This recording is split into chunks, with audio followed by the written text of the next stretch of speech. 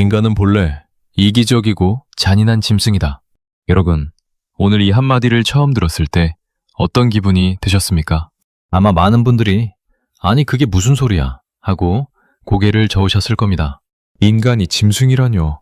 우리는 학교도 다니고 법도 지키고 이웃에게 인사도 하고 명절이면 부모님 찾아뵙고 어려운 사람 보면 마음이 아프기도 하는데 어떻게 인간을 짐승이라고 말할 수 있단 말입니까? 너무 심한 거 아닌가? 너무 비관적인 거 아닌가?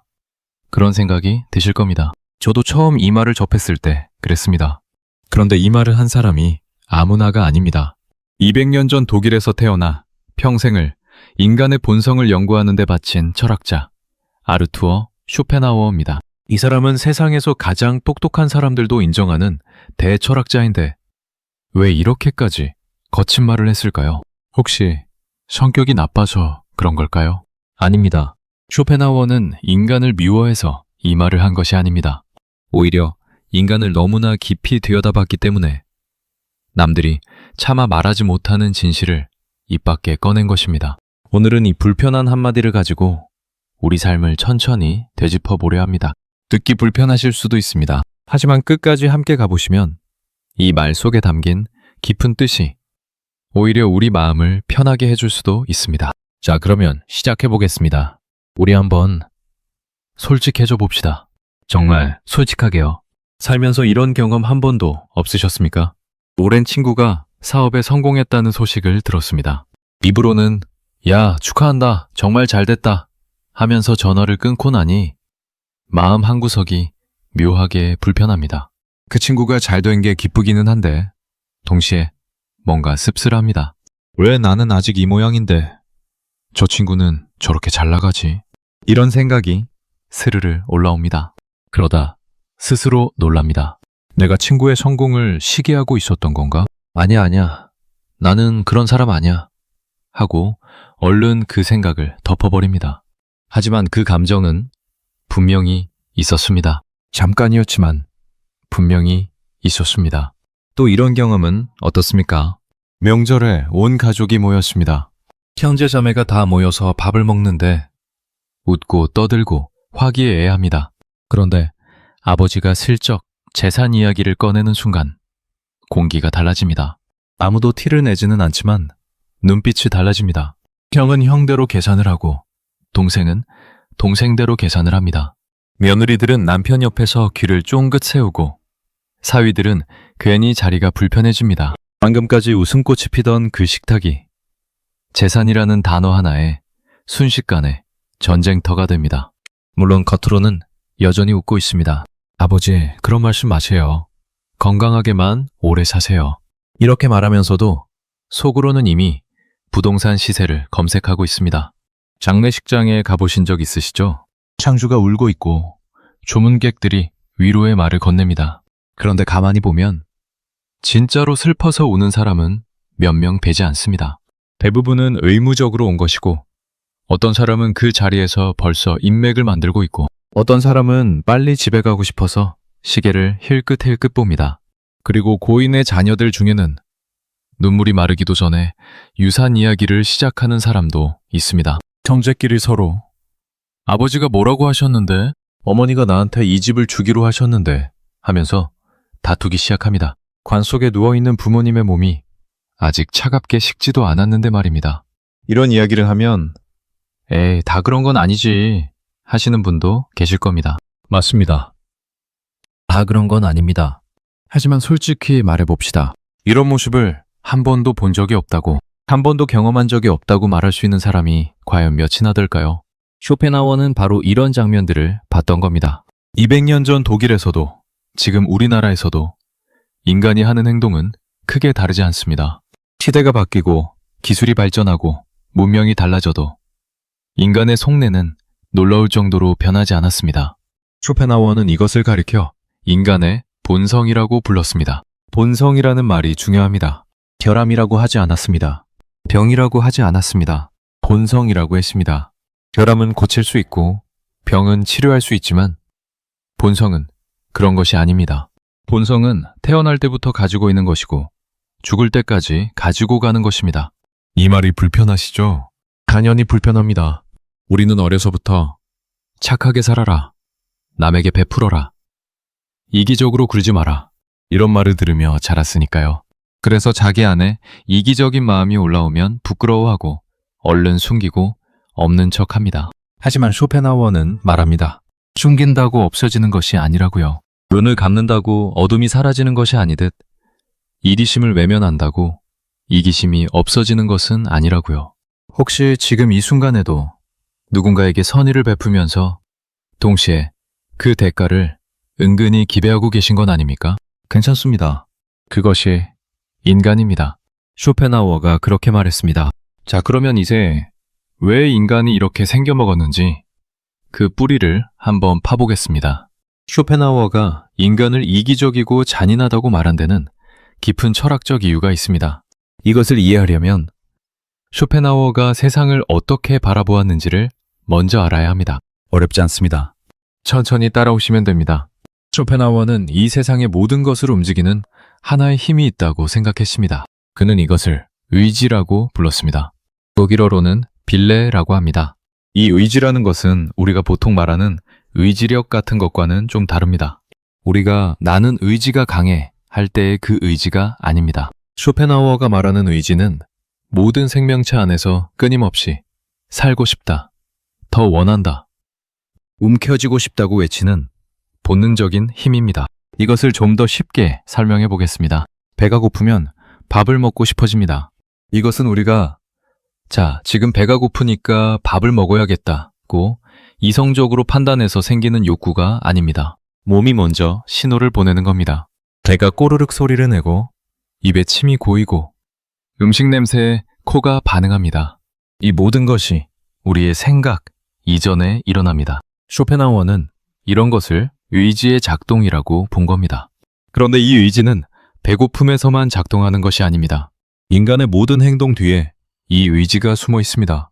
돈을 더 벌고 싶은 마음, 남보다 높은 자리에 오르고 싶은 마음, 이성에게 매력적으로 보이고 싶은 마음, 자기 자식이 남의 자식보다 잘 되기를 바라는 마음, 늙어서도 건강하게 오래 살고 싶은 마음, 이 모든 것의 밑바닥에는 하나의 공통점이 있습니다. 바로 나입니다. 나를 살리고, 나를 키우고, 나를 지키려는 힘. 쇼펜하우어는 이것이 인간뿐만 아니라 모든 생명체에게 있다고 보았습니다. 풀 한 포기도 햇빛을 향해 고개를 돌리고, 개미도 먹이를 찾아 줄을 지어 행진하고, 물고기도 더 안전한 곳을 찾아 이동합니다. 살아있는 모든 것은 살고 싶다는 힘에 의해 움직이고 있다는 겁니다. 여기까지는 그럴 수 있다고 느끼실 겁니다. 살고 싶은 건 당연한 거 아닌가? 맞습니다. 문제는 그 다음입니다. 쇼펜하우어가 날카롭게 지적한 것은 이 살고 싶다는 힘이 결국 나만 살고 싶다로 이어진다는 것입니다. 왜 그럴까요? 세상의 자원은 한정되어 있기 때문입니다. 먹을 것이 충분하면 나눠 먹겠지만 모자라면 내가 먼저 먹으려고 합니다. 자리가 충분하면 양보하겠지만 하나밖에 없으면 매가 앉으려고 합니다. 이것은 교육의 문제가 아니고 도덕의 문제가 아닙니다. 생명체가 살아남기 위해 장착하고 태어나는 기본 프로그램 같은 것입니다. 쇼펜하우어는 이것을 에고이즘이라고 불렀습니다. 한국말로 하면 자기중심주의 정도가 되겠습니다. 이 에고이즘의 핵심은 무엇이냐면 모든 인간은 자기 자신을 세계의 중심에 놓는다는 것입니다. 내가 세상에서 가장 중요하고 내 고통이 세상에서 가장 큰 고통이고 내가 죽으면 세상이 끝나는 것처럼 느끼는 것. 이것이 에고이즘입니다. 실제로 한번 생각해 보십시오. 뉴스에서 지구 반대편에 지진이 나서 수천 명이 죽었다고 합니다. 어머, 불쌍해라 하고 혀를 차다가 채널을 돌립니다. 그런데 매 발가락에 가시가 하나 박히면 어떻습니까? 세상이 무너진 것 같습니다. 지구 반대편의 수천 명의 죽음보다 매 발가락에 가시 하나가 더 아프고 더 중요합니다. 이것이 바로 쇼펜하우어가 말한 에고이즘의 실체입니다. 우리는 이것을 인정하기 싫지만 곰곰이 생각해보면 부정할 수가 없습니다. 그런데 쇼펜하우어는 여기서 한 걸음 더 나아갑니다. 이기심만으로는 설명이 안 되는 인간의 행동이 있다는 겁니다. 이기심은 나에게 이익이 되니까 남을 밀어내는 것입니다. 그런데 인간에게는 나에게 아무 이익도 되지 않는데 남을 해치는 경우가 있습니다.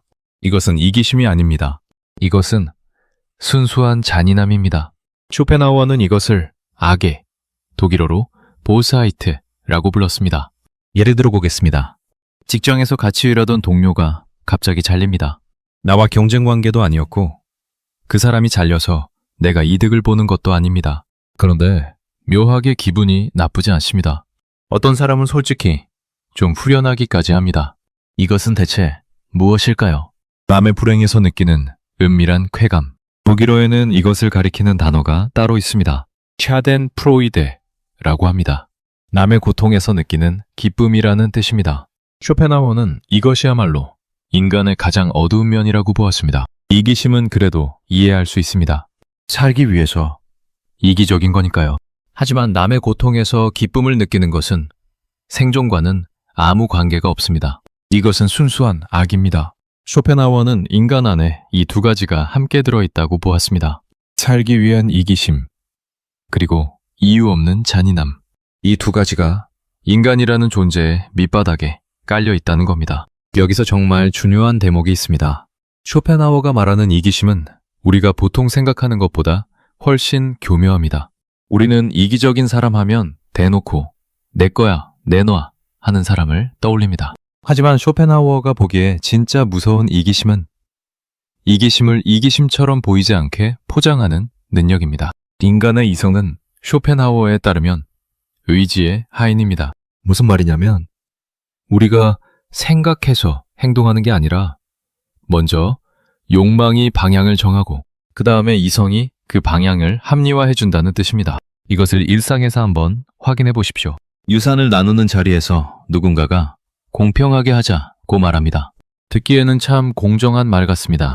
그런데 자세히 들어보면 그 사람이 말하는 공평은 자기 몫이 가장 커지는 방향의 공평입니다. 장남이면 장남이니까 집은 내가 받아야 공평하다. 막내면 그동안 부모님 모신 건 나니까 내가 더 받아야 공평하다. 딸이면 요즘 세상에 아들, 딸 차별하면 안 되니까 똑같이 나눠야 공평하다. 모두 공평이라는 같은 단어를 쓰지만 그 안에 담긴 뜻은 전부 다릅니다. 전부 자기에게 유리한 쪽입니다. 이것이 바로 이성이 의지의 하인으로 작동하는 모습입니다. 욕망이 먼저 나는 더 많이 갖고 싶다고 외치고 이성이 뒤따라가면서 이것이 공평한 것이다 라는 그럴듯한 논리를 만들어주는 겁니다. 연애도 마찬가지입니다. 나는 너를 위해서 이러는 거야 라고 말하지만 실은 상대를 내 곁에 묶어두고 싶은 것입니다. 네가 행복했으면 좋겠어 라고 말하지만 정확히 말하면 네가 내 곁에서 행복했으면 좋겠어 인 겁니다. 상대가 나 없이 행복한 것은 원하지 않습니다. 이것은 사랑일까요? 이기심일까요? 쇼펜하우어는 망설임 없이 대답합니다. 이기심이라고요. 살면서 단 한 번도 남의 실패 소식에 마음 한구석이 편안해진 적이 없다고 자신 있게 말할 수 있으십니까? 아마 그렇게 말할 수 있는 사람은 거의 없을 겁니다. 쇼펜하우어는 이것을 부끄러워하라고 말하는 게 아닙니다. 다만 있는 그대로 보라고 말하는 겁니다. 자, 그러면 이제 한 가지 의문이 생깁니다. 인간이 이렇게 이기적이고 잔인한 존재라면 어떻게 사회가 유지되고 있는 걸까요? 이 질문을 가지고 다음으로 넘어가 보겠습니다. 인간이 본래 이기적이고 잔인한 짐승이라면 왜 세상은 이렇게 그럭저럭 돌아가고 있는 걸까요? 왜 사람들은 서로 죽이지 않고 길에서 인사를 나누고 줄을 서고 법을 지키고 적어도 겉으로는 예의 바르게 행동하는 걸까요? 이 질문에 대해 쇼펜하우어의 대답은 아주 명쾌합니다. 그리고 동시에 아주 씁쓸합니다. 그의 대답은 이것입니다. 두려움 때문이라고요. 인간이 착하게 구는 것은 착해서가 아니라 착하게 굴지 않으면 벌을 받기 때문입니다. 법이 무서워서, 감옥이 무서워서, 사회에서 쫓겨날까봐 무서워서, 편판이 나빠질까봐 무서워서, 사람들이 날 이상하게 볼까봐 무서워서. 이 모든 두려움이 인간의 이기심과 잔인함에 족쇄를 채우고 있다는 겁니다. 족쇄를 풀면 어떻게 되겠습니까? 쇼펜하우어는 말합니다. 족쇄를 풀면 짐승이 나온다고요.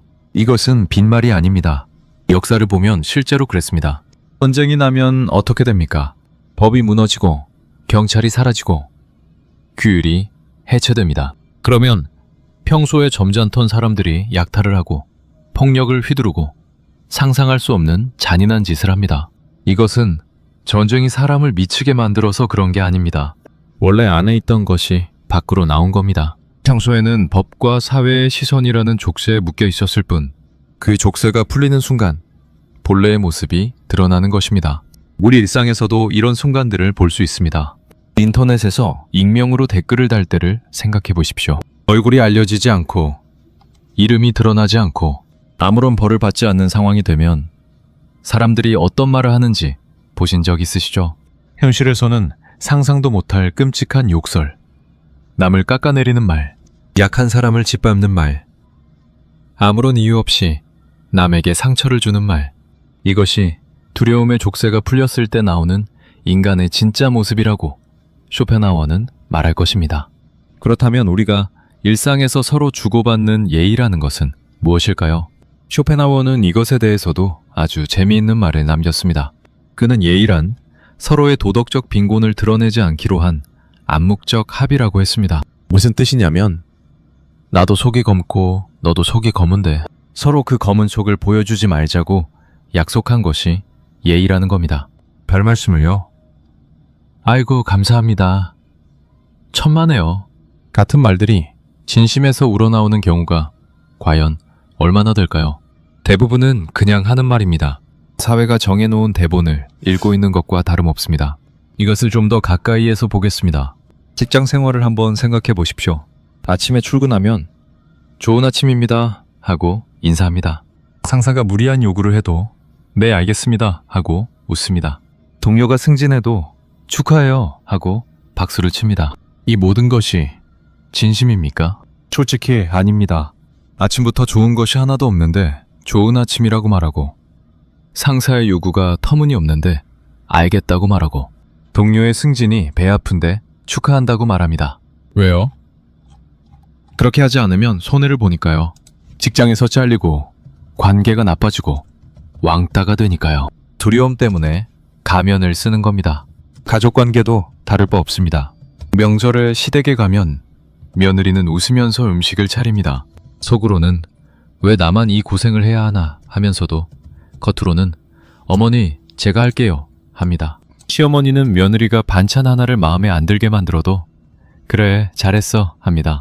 속으로는 이것도 제대로 못하나 하면서요. 사위는 장인 장모에게 공손하게 인사하면서 속으로는 빨리 집에 가고 싶어 합니다. 이 모든 것이 가면입니다. 서로가 서로에게 가면을 쓰고 연기를 하고 있는 겁니다. 그렇다면 이 가면이 벗겨지는 순간은 언제일까요? 쇼펜하워의 관찰에 따르면 가면은 크게 세 가지 상황에서 벗겨집니다.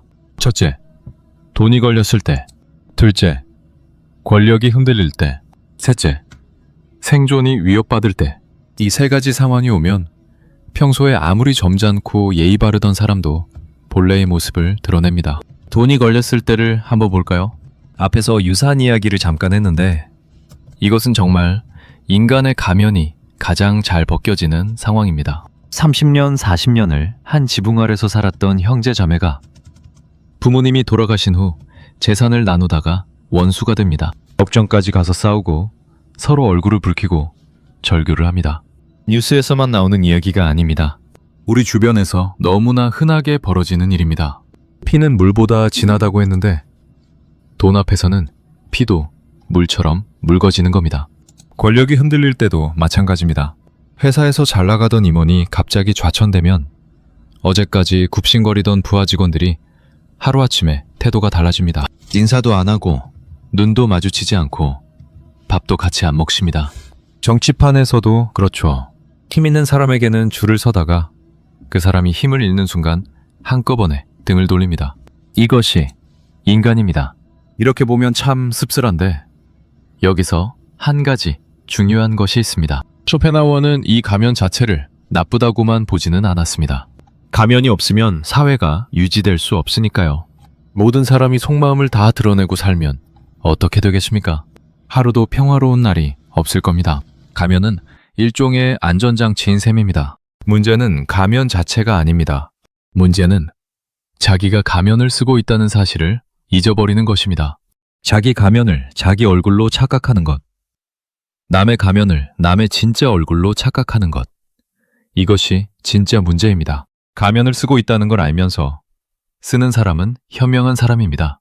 하지만 가면을 쓰고 있다는 걸 모르는 사람은 언젠가 그 가면이 벗겨졌을 때 엄청난 충격을 받게 됩니다. 어떻게 그 사람이 나에게 이럴 수가 있어? 라고 말하는 사람은 사실 상대의 가면을 진짜 얼굴로 착각하고 있었던 것입니다. 지금 당신 곁에 있는 사람들은 당신이 아무것도 줄 수 없게 되었을 때에도 여전히 그 자리에 있을 사람들입니까? 이 질문을 던지는 것이 냉소적인 것은 아닙니다. 오히려 이 질문을 던질 수 있는 사람이 인간관계에서 가장 적게 상처받는 사람입니다. 자, 그런데 여기서 이야기가 끝나면 너무 남의 이야기만 한 꼴이 됩니다. 이제 카메라를 밖에서 안으로 돌려보겠습니다. 남이 이기적인 건 쉽게 보입니다. 그런데 나는요? 나의 이기심은 어디에 숨어 있을까요? 여기까지 오시면서 아마 많은 분들이 이런 생각을 하셨을 겁니다. 그래, 세상에 이기적인 사람 많지.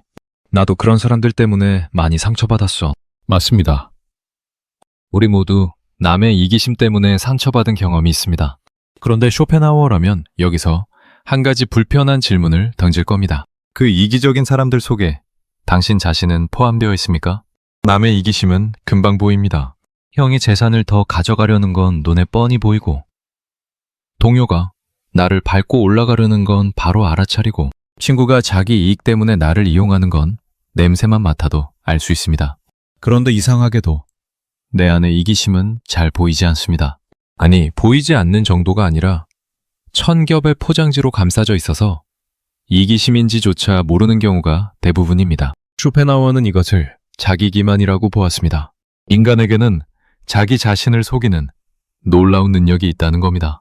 남을 속이는 것은 사기꾼이 하는 일이지만 자기를 속이는 것은 거의 모든 인간이 매일같이 하는 일입니다. 그리고 자기를 속이는 사람은 자기가 자기를 속이고 있다는 사실조차 모릅니다. 이것이 자기 기만의 무서운 점입니다. 이것을 우리 일상에서 하나하나 풀어보겠습니다. 먼저 부모와 자식 사이를 들여다보겠습니다. 부모가 자식을 사랑하는 것은 세상에서 가장 아름다운 일이라고들 합니다. 맞습니다. 부모의 사랑은 위대합니다. 그런데 쇼펜하우어의 눈으로 조금만 더 깊이 들여다보면 그 사랑 안에도 이기심의 그림자가 어른거리는 것을 발견하게 됩니다. 아이가 공부를 잘하면 기분이 좋습니다. 당연하죠. 그런데 그 기분 좋음의 실체를 가만히 뜯어보면 아이가 잘 되어서 기쁜 것인지, 아이가 잘 되는 것을 통해 나는 좋은 부모다 라는 확인을 받아서 기쁜 것인지 그 경계가 모호합니다. 아이가 명문대에 합격하면 부모는 눈물을 흘립니다. 감동의 눈물이죠. 그런데 그 눈물 안에는 내가 고생한 보람이 있다는 자기 만족과 이제 사람들에게 떳떳하게 말할 수 있다는 체면의식과 우리 집안 자랑거리가 생겼다는 과시욕이 섞여 있습니다. 순수하게 아이만을 위한 기쁨이 몇 %이고 나를 위한 기쁨이 몇 %인지 솔직히 구분할 수 있는 부모가 과연 얼마나 될까요? 반대로 아이가 부모 마음대로 되지 않으면 어떻습니까? 아이가 부모가 원하는 길을 거부하면 많은 부모가 상처를 받습니다. 내가 너를 위해서 이렇게까지 했는데 라는 말이 나옵니다. 이 말을 자세히 뜯어보면 참 묘합니다. 너를 위해서 라고 했지만 실은 내가 원하는 대로 해라 는 뜻입니다. 아이를 위한 것이라면 아이가 선택한 길을 존중해야 합니다. 하지만 많은 부모가 그렇게 하지 못합니다. 왜냐하면 아이가 내 뜻대로 되지 않는 것이 내 인생에 대한 부정처럼 느껴지기 때문입니다. 이것은 사랑이 아니라 소유욕입니다. 그런데 당사자는 이것을 사랑이라고 진심으로 믿고 있습니다. 이것이 자기 기만입니다. 부부 사이도 마찬가지입니다. 나는 당신을 사랑해 라는 말 속에 과연 순수한 사랑만 들어있을까요?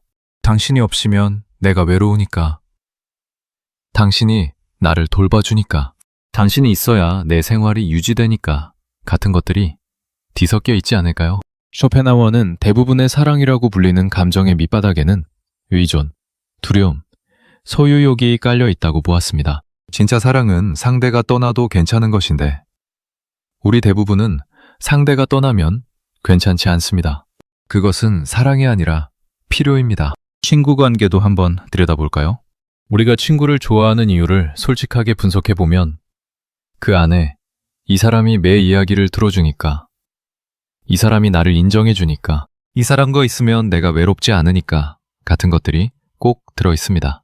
물론 이것이 나쁘다는 게 아닙니다.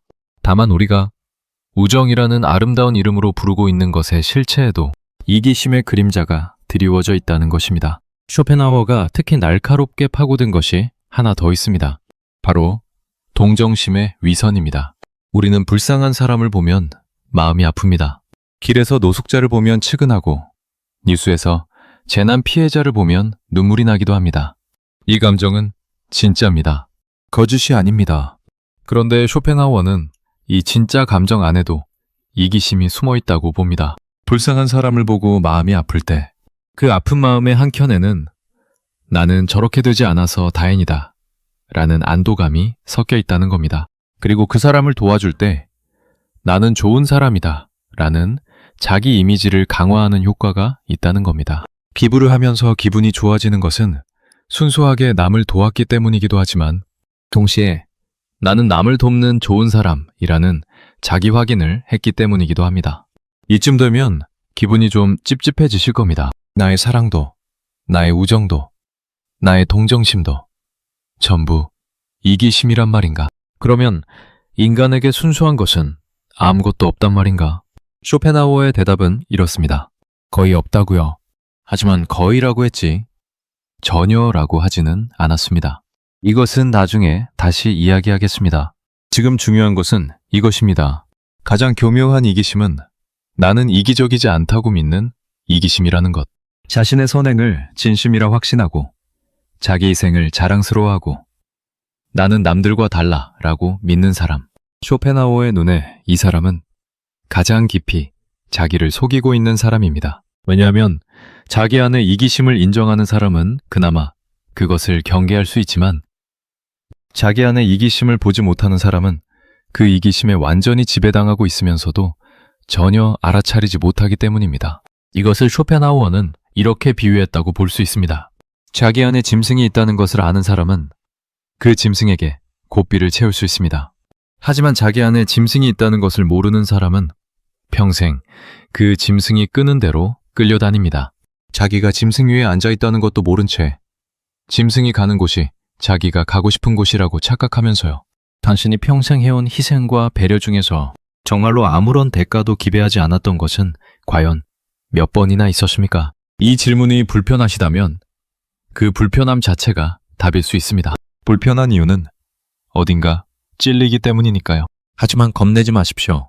쇼펜하우어는 이 불편함을 느끼는 것 자체가 이미 한 걸음 나아간 것이라고 말합니다. 왜 그런지 이제 마지막 이야기로 가보겠습니다. 여기까지 오신 여러분은 아마 마음이 좀 무거우실 겁니다. 인간은 이기적이고 잔인하고 거기다 자기가 이기적이라는 사실조차 모르면서 착한 척까지 한다니. 이렇게 보면 인간이라는 존재가 참 구제불능인 것 같습니다. 쇼펜하우어는 도대체 왜 이렇게 절망적인 이야기를 한 걸까요? 그냥 사람들 기분 나쁘게 하려고 한 걸까요? 아닙니다. 전혀 아닙니다. 쇼펜하우어가 이런 이야기를 한 데는 깊은 이유가 있습니다. 그리고 그 이유를 알면 오히려 마음이 편해질 수 있습니다. 지금부터 그 이야기를 해보겠습니다.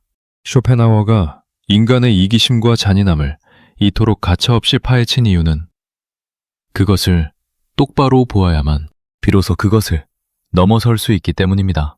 병원에 가서 의사가 당신은 건강합니다 라고 거짓말을 하면 기분은 좋겠지만 병은 낫지 않습니다.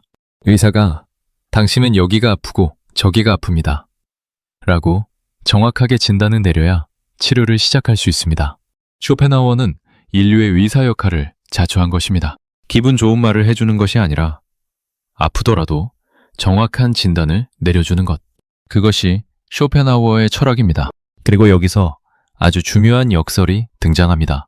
인간은 이기적이고 잔인한 짐승이라고 했는데 쇼펜하우어는 동시에 이렇게도 말합니다. 인간은 자기가 짐승이라는 것을 인식할 수 있는 유일한 존재라고요. 이 말의 의미를 잘 생각해 보십시오.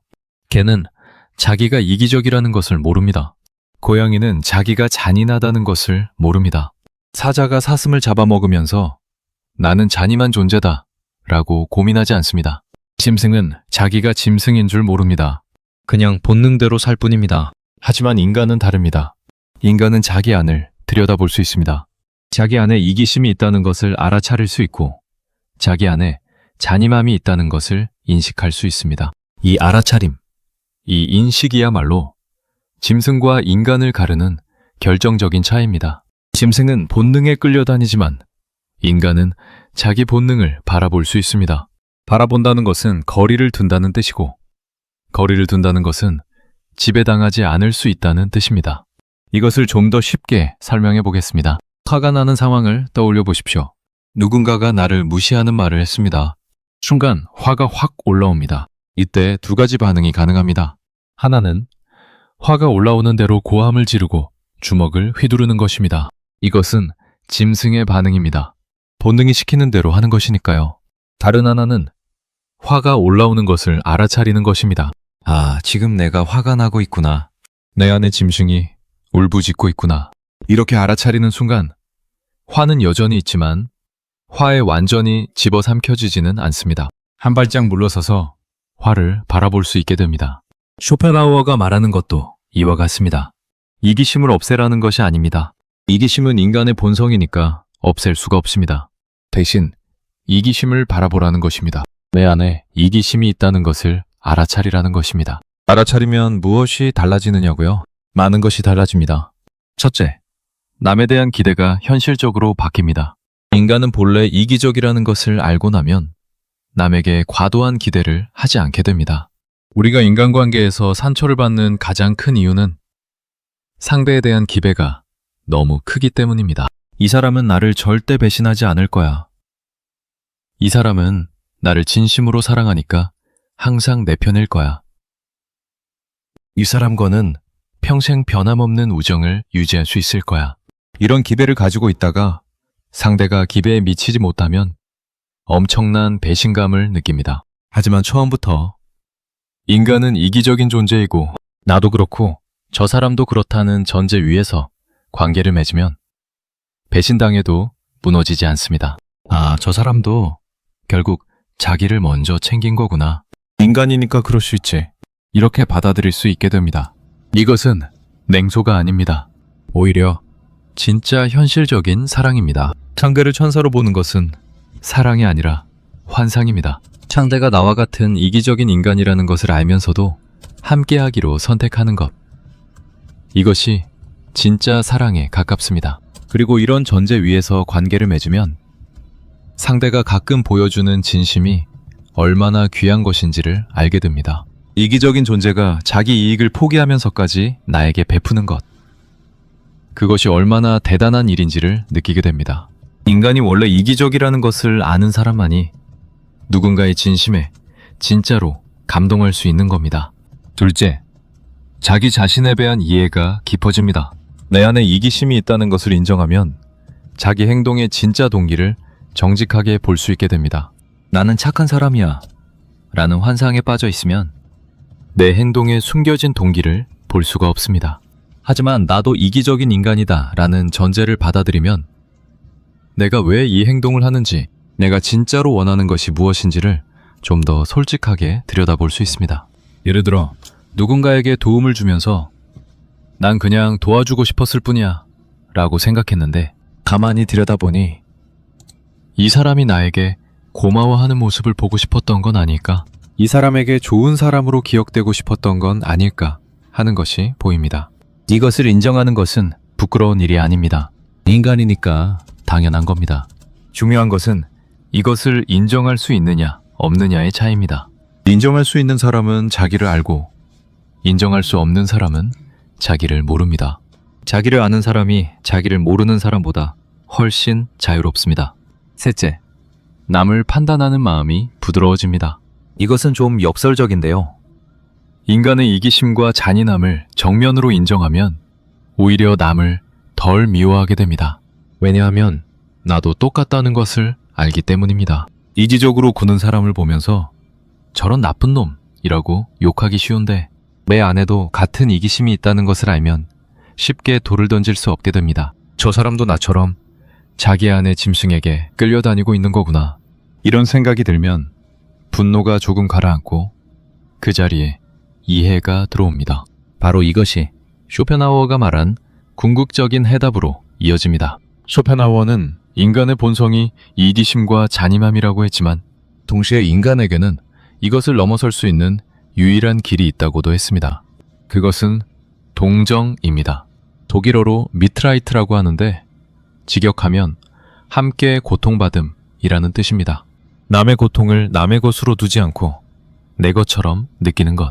이것이 쇼펜하우어가 말하는 동정입니다.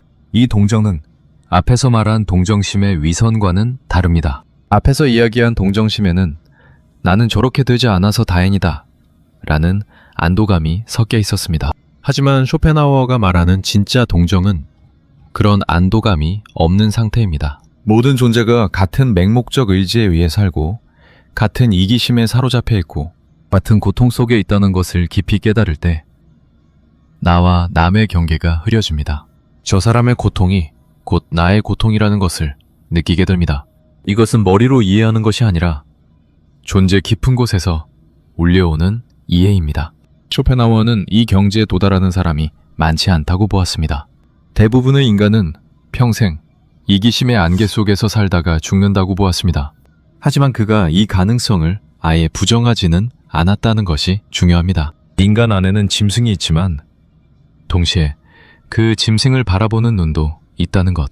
이 바라보는 눈이 바로 인간을 인간답게 만드는 것이라는 것.